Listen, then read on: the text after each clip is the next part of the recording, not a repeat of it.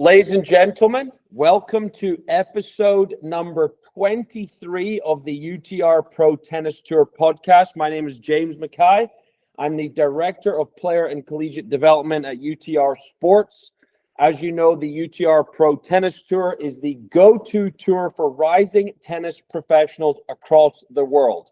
Next on the show, I have a great friend, former colleague, head coach of the Lady Vols, Alison Ojeda. Alison, welcome on. Hey, man. Thank you for having me. And 23, you don't know this, but I'm a big Jordan fan, so I'll take 23. I love it. Absolutely love it. The first thing I want to bring up, by the way, I think for people that tune in and are watching this, the background there of the Tennessee flag. And can you explain to everyone what is written on there? Yes. So my dream job, I played here from 98 to 02. And my dream job was always to come back here and be at Tennessee coaching. And us and the swimmers used to graduate and you would get the flag and have people sign it. But for me personally, I wanted it to be hung in the office at some point. And so now here it is. So I've got a bunch of former teammates, administration, Pat Summit's up there, Coach Fulmer's up there, like people who are influential in our time at Tennessee as athletes are all up there. And so it's pretty cool actually to be sitting here every day and just be able to have a look at it and see some remarks from some teammates.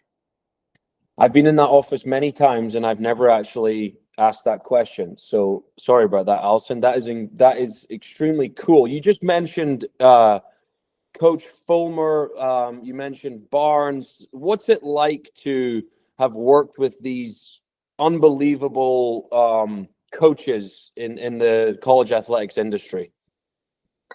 I mean, it's an honor, to be honest. You know, Coach Fulmer was a football coach when I was here playing. And so a bunch of my best buddies on the team, to be able to come home, you know, back then, stating my age, but we didn't have cell phones back then. And so you'd come back and you'd, be hanging out in someone's dorm or apartment talking about the day, and inevitably something at practice pops up and how a coach got on to you for doing something or encouraged you at a time you need it. And anytime Coach Fulmer or Coach Summit or somebody like that got onto one of the athletes back then, we could all honestly look at each other and be like, yeah, but I mean, you kind of deserved it in that setting. And so it was like legit good accountability because one, every athlete during those years wanted to be freaking really good. And then two, those coaches were amazing. They didn't get on to you just for the sake of stirring something up. Like they got on to you because they wanted to win and you also wanted to win. Coach Barnes, it's been really interesting for me because now Coach Fulmer was then my athletic director. I didn't get to coach alongside him. Whereas Coach Barnes, I mean, he's one of the, for me personally, he's one of the classiest coaches I've ever met because he knows how to train. He knows how to keep players accountable. And he's not doing it every day with the mindset of, will this player transfer if, like he's coaching. He's coaching you tough and honest, and he's going to wrap his arm around you and make sure you know that you're loved. And that's my style too. So I really appreciate working alongside him. Unbelievable to hear that about two legends in college sports. Yeah. You did mention something about stating your age, and I'm not going to do that, even though you really are not that old. You have been coaching for nearly 25 years. Yeah. I actually did not know this. I obviously prepared a little bit to speak with you today, but you've gone from A&M to Alabama, MTSU to Baylor to obviously now at Tennessee. That is an extensive resume at numerous schools, different conferences, majors, mid-majors, as general as you can. And it's quite a tough question, but what's changed? What's changed in the game of college tennis? What have you learned throughout your career as briefly as you possibly can? And are there any people out there you're like, I would not be here today if it wasn't for them? I 100% would not be here today if it wasn't for Dare Worrell or Joan Cronin or Mike Patrick, for sure, because they were instrumental in every decision I made from a job standpoint. And so my senior year, I actually had a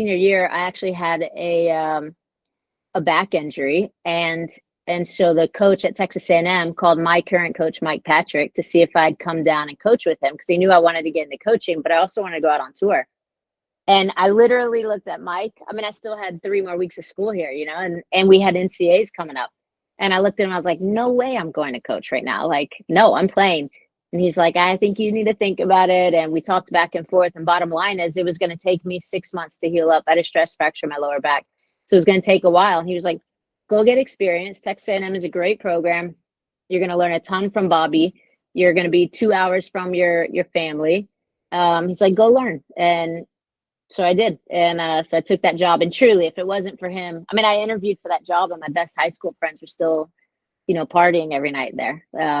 It was, yeah. So anyway, it was an experience for sure. But thankfully, those guys helped me make some right decisions along the way. That similar conversation came up when it was time to decide between a Middle Tennessee or Georgia Tech. Brian Shelton was like, I promise you we're going to win an NCAA title this year. Come work for me. And I go to Middle Tennessee and they win a national title. So, I mean, Really? which is just kind of funny too with the timing and all that. But so, yeah, those guys were incredibly huge in terms of the decisions I made along the ways. And with that said, that experience at Middle Tennessee has been arguably the most valuable experience I've ever had in terms of like allowing me to understand what I'm doing as a head coach now at Tennessee. So that's been good. You asked how the game has changed. The game has changed a lot. I don't know. I don't know much about. I don't know if some of it's just the frames, the string. I think a lot of it is you have Venus and Serena just driving the daylights out of the ball, and they're two of the most athletic women in the history of women in sport. So I think that they changed the game a little bit, and so I think the time when I was playing and coming straight out of college and then starting to coach, there was athleticism, but not what it is now. And so now the game is I mean, girls are driving the ball like crazy. They're really physical. And so I think the game has changed some. I've learned more about women's tennis in the last year than ever before, just from having conversations and truly learning about what it takes to be an elite college level and then going on to the professional side. I want to bring up, if you haven't watched the Tennessee women's tennis team compete over the last, say, 8 years, 10 years, something like that, I encourage you to do so. And one of the things that always stood out to me was the girls play so free, they play so happy, and they play for each other. You will truly see that when you watch them. It's not like they're, you know, there's individuals out there and they're just focusing, like they truly are a team, right? And my question to you, Alison, is how do you enforce that? How do you enforce that culture where they truly, the things you're doing behind the scenes that, you know, that anything, I don't want you to reveal your secrets, but what are you doing to have your girls play that free and for each other? Firstly, big time thank you for noticing that, because that's for sure something that I want to make sure that our teams thrive on, you know. And no, there's no secret to it. I mean, if you have brothers and sisters, you know, those relationships are incredibly special, whether you love to do the same things or don't love to do the same things. Like, you get to know each other in a vulnerable and somewhat intimate space. And so I think for us, we try to create those opportunities before we even step onto the tennis court for the first time. And so it's not about, you know, we have a no cell phone rule when you're around the team. And it's not because I want to be a jerk and not have phones around. It's because if you and I are teammates and I walk into the locker room and I'm visibly upset and you ask me what's wrong and I say nothing and I keep going, you know something's wrong. I know something's wrong.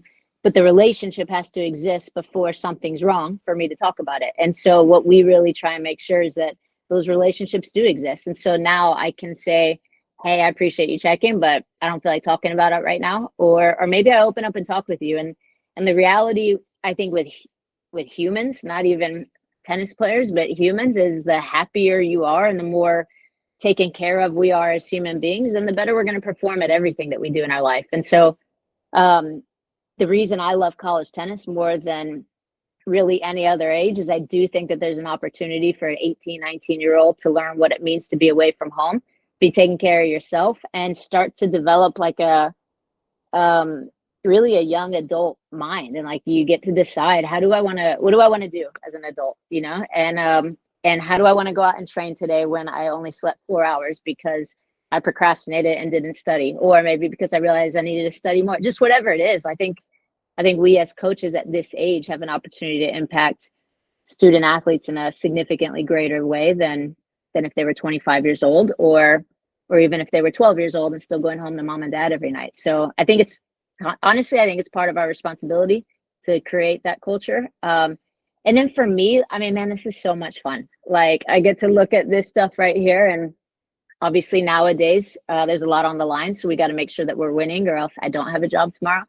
But with that said, like, I get to wake up and go to the tennis courts and be around Robin and our team and former past amazing coaches, and and then the players come in and it's 6 a.m. and working out and people are excited, and it's fun. I mean, I love it. It's fun. Yeah, what you just brought up is communication. It's part of the reason why I love to do this. We're having an unbelievable conversation right now, and it's what I saw on the team, and I think other people will agree with me, and that is your girls play happy. So question for you in regards to college tennis, right? Obviously the rules have changed, and you've got, used to be ad, now it's no ad, that it used to be lets, I think, still playing lets, no lets, whatever. If you could change some things to help the game, or if you could advise anything to grow the game, what sort of things would you do? And it could be anything. By the way, there were examples like a timeout in a dual match. Give a timeout. Let everyone come together when things aren't going well. There are examples like putting chairs around 4 courts in the spring. There were examples of shortening the fall. Anything. What would you say? This might cause a little commotion on the other end of this, but I would 100% change our format in the spring so that it was straight up full on team tennis and we're getting on TV.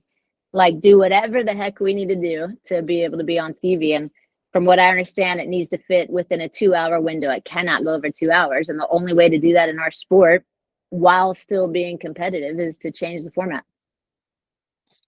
I don't know what that looks like, but I would certainly be all in for talking about it, because I think if you take a non-tennis person and you go watch a Fed Cup, a Davis Cup match, that's exciting, right? That's fun. World team tennis, that stuff is fun.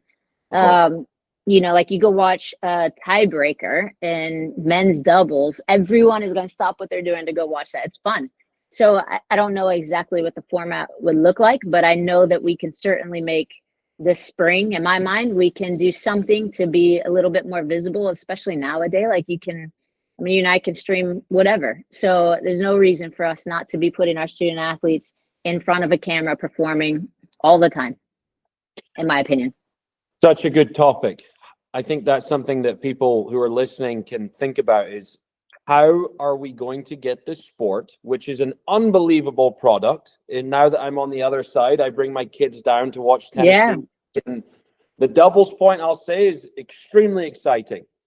In my opinion, my kids start to get a little bored. They start to get whiny when the singles are going on. But as for the doubles, they're actually tuned in and watching, right? But you look at volleyball, right? Like volleyball has now grown into this unbelievable product. It's on the TV. People love to watch it. And it's like, how do we do that in tennis? And when I was in school, volleyball changed their scoring. I'm going to get the naming wrong, but it was like the side out or something like that. I don't know what you call that. So you used to be only able to score points when you were serving. Now you can score points no matter who's serving. But they changed that when I was in school to speed things up. And I'm sure there were other reasons too, but it's fun. I mean, it's fun. Yeah. I would, my ideas before have been leave the doubles or add a doubles court, because there's so much going on. It's quick, coaching, tension, energy. It's great to watch. Singles, somehow we bring it in. I'm sure you know of the next gen finals. They play first to 4. That being said, that could actually negatively impact development. Obviously, you're not going to play a professional tournament and playing first to 4, but it is more exciting for fans to watch. Yeah, but I think that's been the argument from so many people, is development. Like, our job is to develop no matter what the scenario is. I don't care if you tell me we're going to go play in the grass right there on the hill. Like, we're going to figure out a way to help develop, and Right. maybe it's like, okay, this isn't about tennis in this moment. This is about our mind or how we approach something. Right. And so I think, especially now that the singles and doubles individuals are in the fall, go develop in the fall. Like, you got 2 out of 3 full sets in the fall. We can develop all we want to all summer, all fall long.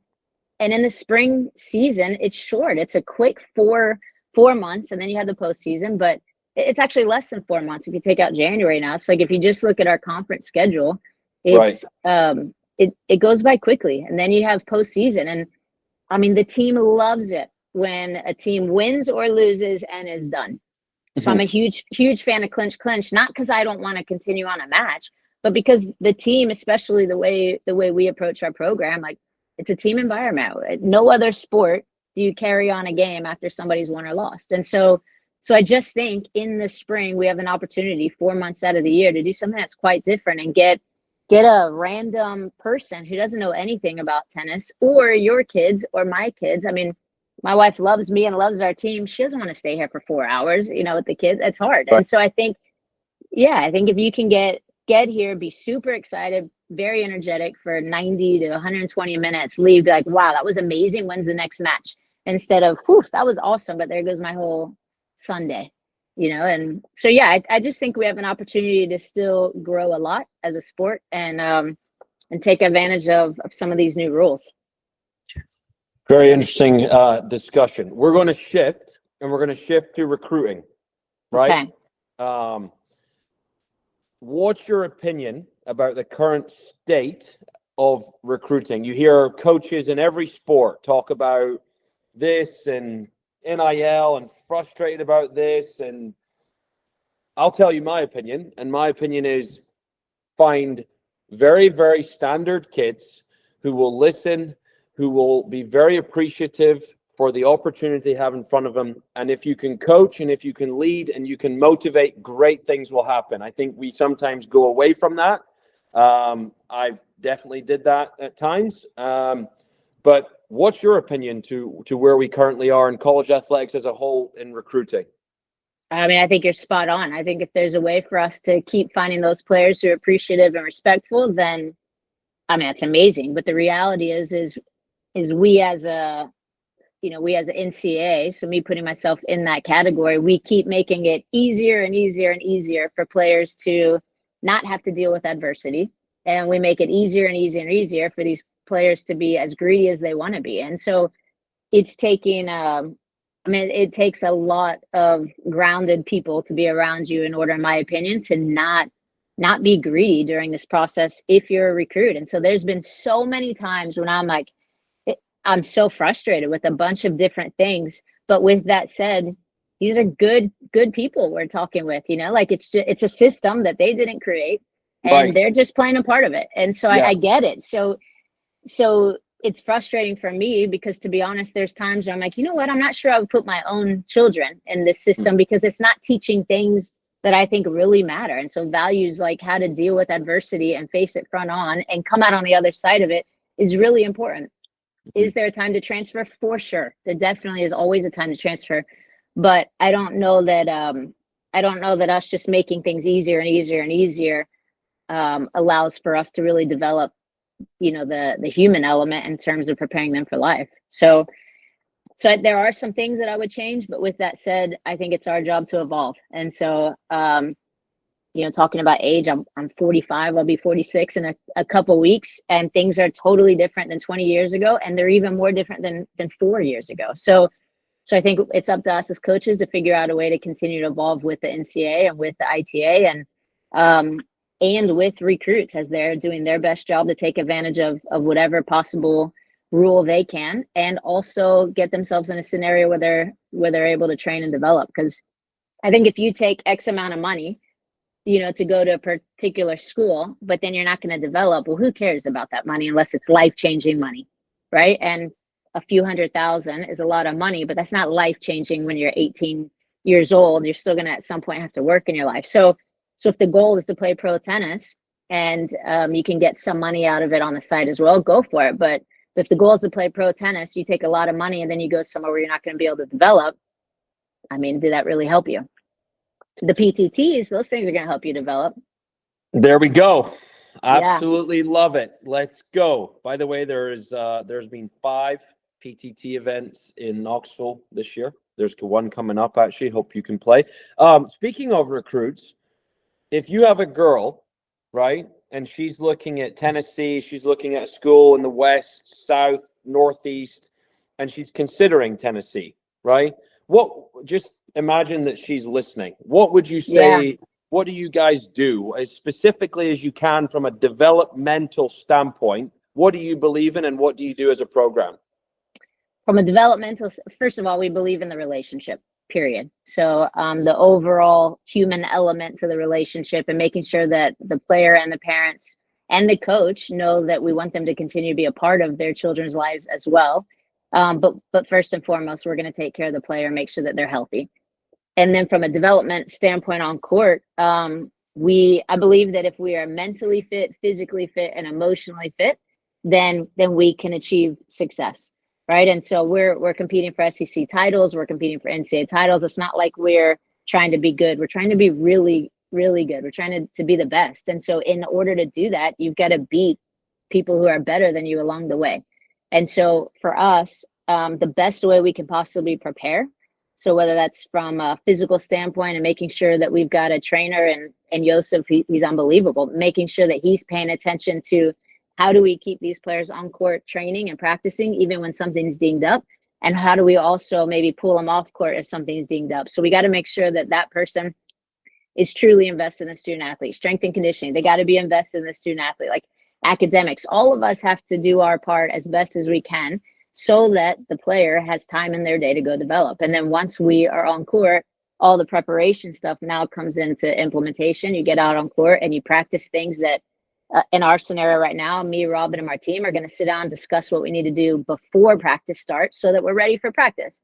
If somebody needs some individual stuff, then we're going to go do individual needs. If a lot of times I think individual needs as a doubles team, that's something that's sometimes forgotten. And with us, that's really important. We got to make sure that you're getting that individual time as well there. Competing. So basically we're going to prepare. We're going to go out and execute what we're preparing. And then we use a lot of film, actually. We do a really good job of breaking down our own games, making sure that our players see it with their own eyes. I don't know if you've ever coached women, but from all the years that I've coached women, we can be a little bit emotional at times, and it gets away of what's actually factual. And so I might, as a player, walk off the court feeling one way when in reality that's actually not what happened. And so film helps with all that. And so now we can go study exactly what happened, understand what we need to do to then get ready for the next practice. And then from our end as coaches, we're going to do that from a scouting standpoint. This is why I'm doing it. This is why I want to, this honesty. There's no secrets out there. I think people will absolutely love to hear what you just said. Relationships, film, preparing for practice. Like it's amazing to hear. So appreciate you saying that. Yeah. Switching again to, you have hosted PTT events. Obviously you have the guaranteed matches. You have the prize money, which is always nice for the players. But one thing that actually stood out to me was recently your team had just come off another event, right? And this is a topic I want to bring up. And the importance of it is they just come off another event. Then you could say the PTT was maybe too soon, right? They got thrown right back in and they had to compete again. Some girls played great, some girls didn't play great. But my thing is like, and this is an example for anyone out there, professional tennis. Yes. You have to travel and you have to compete, and it is absolutely brutal. It is brutal, it is lonely, it is physically and mentally incredibly demanding. And my message on this, and I'll let you explain what you think, but my message on this is, if you're not ready, don't go travel the world and play professional tennis. You will waste your time. Make sure you're ready physically, mentally, and ideally from a financial standpoint, you have some sort of backing there to go play. What do you think about that situation and your opinion? Yeah, spot on.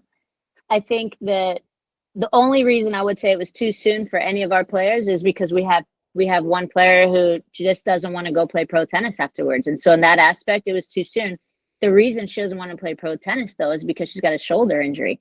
And so she's constantly in pain. For the team, she wants to grind through. Individually, she doesn't. That is the only scenario where I would say, yeah, that was too soon. And that's up to her if she wants to play it or not. But she likes money and she likes playing tennis. So she went out and she loves to compete. And we got to stay in our own beds, you know? So like, yeah, so she did it and had an outstanding tournament. I might even won the tournament. And then, but you're right. I mean, we have so many players right now, and this goes back to recruiting as well, who tell us, I want to play pro tennis. Well, if you really want to go play pro tennis, then you got to play 3, 4, 5, 6 weeks in a row, back to back to back to back to back in multiple cities all over the world. And you got to be prepared for that. And if you want to play pro tennis or if you want to be good at playing pro tennis, those are two very different conversations. Anyone can go play pro tennis. But if you want to be good at it, you better plan to play 4 to 6 matches a week, right? And so yeah, we had regionals. You play 6 matches. A day later, 2 days later, we're playing another 5 matches. That's what pro tennis feels like. And that was only a 2-week example, you know? So it's an eye-opening experience, I think, for a lot of players. And so it's, we were just talking to Layla. She's including the PTTs that we've played. She's played 26 matches this fall already. Wow. 26. Yeah, it's a lot. And I asked her yesterday, we sat on the court, I said, take a guess how many matches you've played. And her guess, I think, was like 18 or something. And it's, it's pretty far off. And the number is actually 24. And so the really good thing is there's a few habits that have been picked up along the way that the PTTs exploited, which is really, really good. And now, as long as she loves tennis and loves training, which she does, now we get a little window where we can go train some things, right? And now let's use what we've just learned to get better so that we're ready to go in January. Just out of curiosity, you said the PTTs exploited something. Was that from film or was that from you watching back-to-back-to-back matches based on results? No, I think you've got players sitting up in the stands watching people play over the course of 4 or 5 days. And the reality is if you play against somebody who's prepared, they're going to exploit something, which is an amazing opportunity to develop. And so those PTs, in your group exactly who you're going to compete against. And so, yeah, as long as I'm really a student of the game, if I'm a student of the game and I want to get better, you better believe I'm going to sit there and I'm going to scout some of my opponents. And I'm going to be like, oh, did you notice that kid was tired at that situation? Or that kid responded this way or whatever. And so, yeah, just in general, you're going to get exploited. Then often, obviously, they're playing against some of their teammates sometimes. But it's, I mean, I think the PTTs are amazing. They're amazing. Well, thank you for saying that. I have 2 more questions for you. Really appreciate your time, Alison. The Tennessee Lady Vols were advancing in the NCAA tournament. I can't remember specifically the stats, but you were advancing. You were getting there, second round, You then made a jump, right? You made back-to-back quarterfinals, and then you made the Final Four. What is the difference? Or maybe you could offer competitive advice, right? But what was the difference in you taking that step from, say, second round NCAA to a Final Four? Is it culture? Is it talent? Is it coaching? What is it? It's belief. It's straight up belief. It's when I took the program over 10 years ago, it did take us some time to get back to what Tennessee was like. Tennessee has always been, in my opinion, known for being uber competitive, willing to run down 1,000 balls if that's what it takes, and doing it with a smile on your face. That's what we were all about. And then we got pretty good and we were able over the years, we as a program, I wasn't here during some of this time, but to recruit players who then are better. And once players are better, the points sometimes are a little bit quicker, win or lose. And so I just think that during when I started things again, we had to get back to kind of what we were going to be all about. And we were going to make sure that we were going to put one more ball on the court than you did. And so at some point that then transitions to, okay, just putting balls on court isn't actually getting it done. We're getting close, but now we got to figure out a way to start to transition forward. When do I take time away from my opponents? Can I take a ball out of the air instead of let it bounce? Can I use this is no secret, right? All over the world, people are looking at how do I do a better job of my serve +1, my return +1. So basically taking those things, and there's really 5 main things that we practice every single day, and then we just do them in different scenarios. And so at some point, though, the team has to believe that they are better than somebody who on the other side of the net on paper is better than them, right? And so once that belief starts to kick in, now all of a sudden you can go make runs. It's not like we change something in our system. Yes, we are going to keep getting better every day because we are a developing program. But really, you had Kat Alia and Lauren Anzaletta in it's already been 4 years ago, but I remember telling chaps, like, we need to bring in a little bit more personality actually on this team.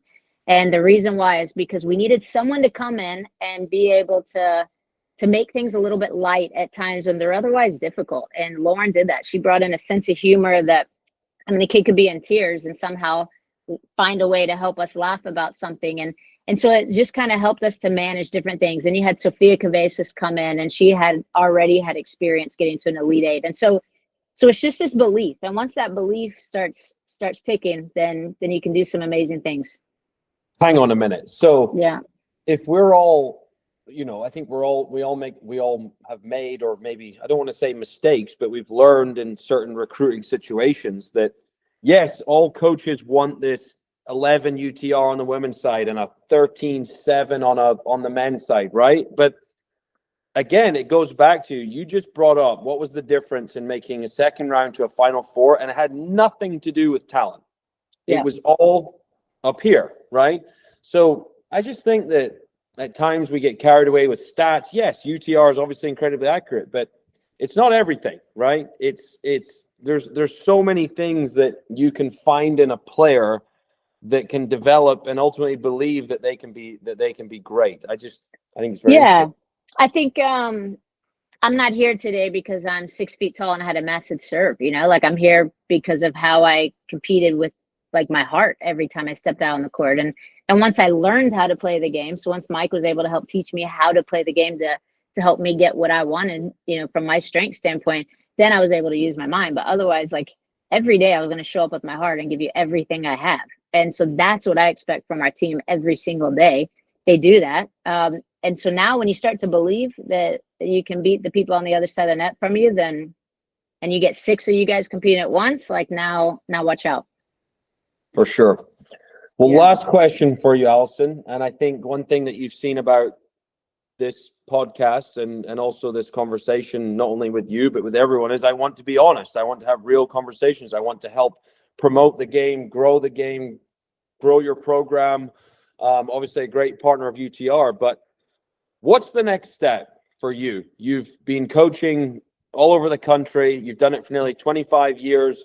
Where do you see yourself in 5 years, 10 years? And if it's the beach on a remote island, then fantastic. If it is still the head coach at Tennessee, if it's in administration, if it's growing your own business, I think it's important to be honest. What do you think? Where's it going to be? I'm going to be one of the only moms on like a cane walking my kid into college for freshman year. I mean, we got a 3-year-old and a 1.5-year-old. So you say 10 years from now, and on my mind, I'm like, oh man, we're like taking her to soccer practice and basketball, like my mind isn't even on this job because we got 2 little ones. But truly, I think from a professional standpoint, I don't know. What I do know for sure is I've seen enough really close friends retire no longer loving the job.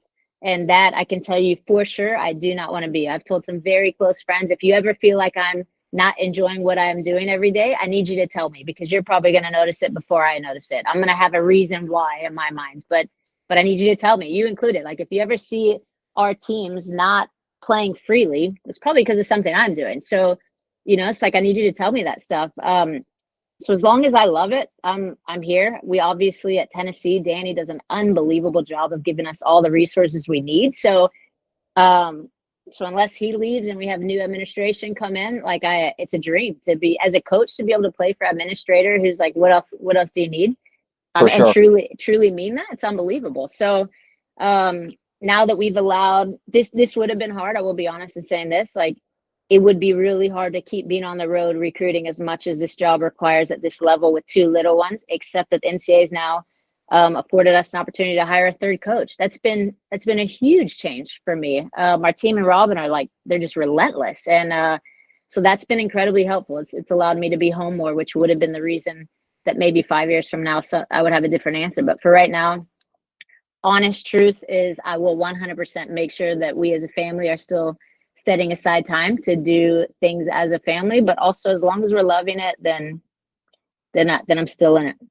You know, it's funny, and Manny won't mind me bringing this up, but he said this on a different episode. He said that he began to feel himself get grouchy, and he didn't want to be remembered that way. Obviously, he's won so much titles, national championships, and I think we can all agree he's not grouchy. But that's how he felt, and he's exactly kind of agreeing with what you said there.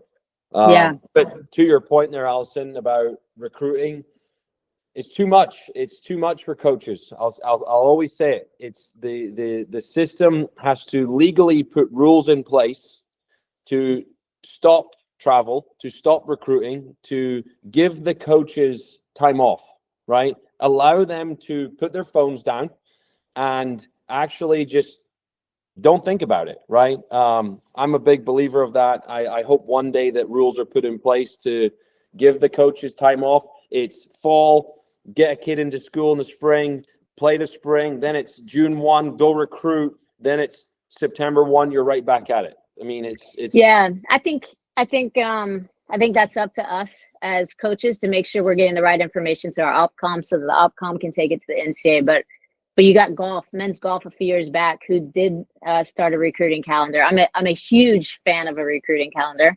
And they finally started it to the point that the Orange Bowl actually changed their golf dates to fit when the coaches could be out there recruiting. So other people will make adjustments. I'm positive of that. We've got an amazing program with college tennis and amazing coaches. So yeah, I agree. I think recruiting is fun until we're gone all the time. And now all of a sudden it's not really fun for many people. So totally agree.